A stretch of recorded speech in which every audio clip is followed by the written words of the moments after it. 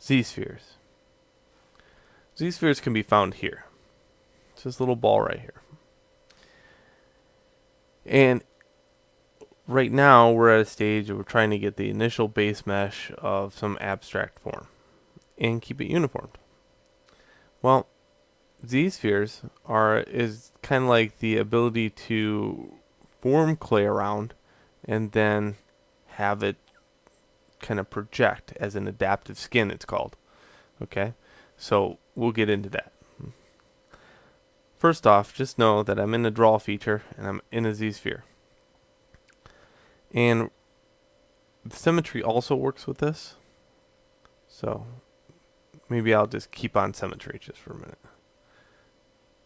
So as you can see, I can click and drag on both sides of the sphere, and when I hit A on the keyboard, I get this wad of clay. Okay. If I need to get rid of a Z-sphere, all I do is have to hold Alt in the area.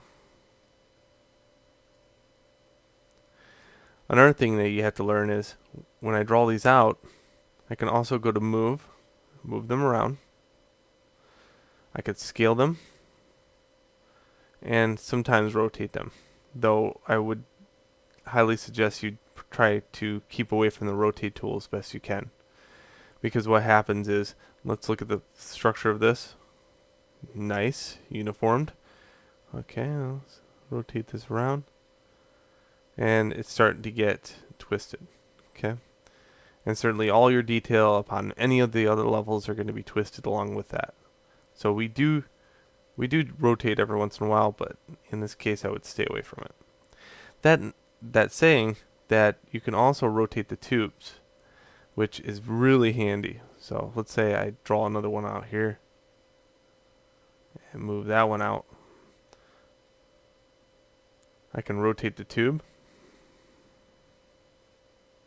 Okay, rotate this tube down. You can scale using the Z-sphere or the tube. So in this case, let's say this was an arm. To scale out the arm, I could scale it this way, or I could scale the hand. So that's the difference between them. So hitting A, I get this nice uniform mesh.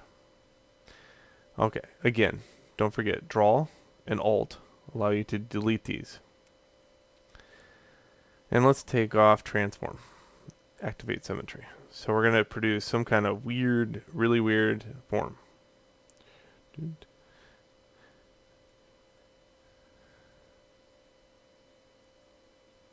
And I was thinking maybe, I'll just leave it on. Yeah, let's take off Perspective. Okay, and Perspective is the weird occurrence that's happening in the background. So if you look at, do you see that grid move? That is called Perspective. Okay. Also, I'm going to uncheck Floor because it's giving me a headache. There we go. So this time I'm going to produce something that maybe wraps around into a circle. And you can draw after the fact. Let's say I need a Z-sphere here, a Z-sphere here. I can do that, and I can move and kind of move those around. Also, jump into the other views, and I can offset them a little bit.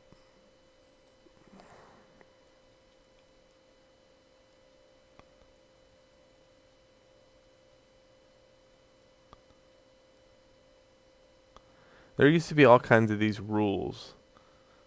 If you've ever watched any of my other videos on like some of the older variations of ZBrush, like 3.2 or 3.5, there was all these goofy rules.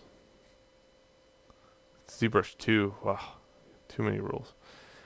But those rules are just about out the door now, unless you go down here and realize that there is a whole way of going back to classical skinning. And I would highly recommend that you probably not ever check that. Let's just say the rules are so horrible that Einstein himself would not like the rules. But this, nice, right? Very nice. Now, you notice that there are a few things. Like, for one, sure, this is a nice mesh going all the way around, but you can see it's cornering. And I like that. I mean, it doesn't look bad at all as far as an abstract form goes. But there is some things that you can change over here, like the radial density. Okay. And what that'll give me is the lowest possible base mesh and the proximity tolerance. And what that'll do is start producing a form that has a little less uniformity to it. Okay?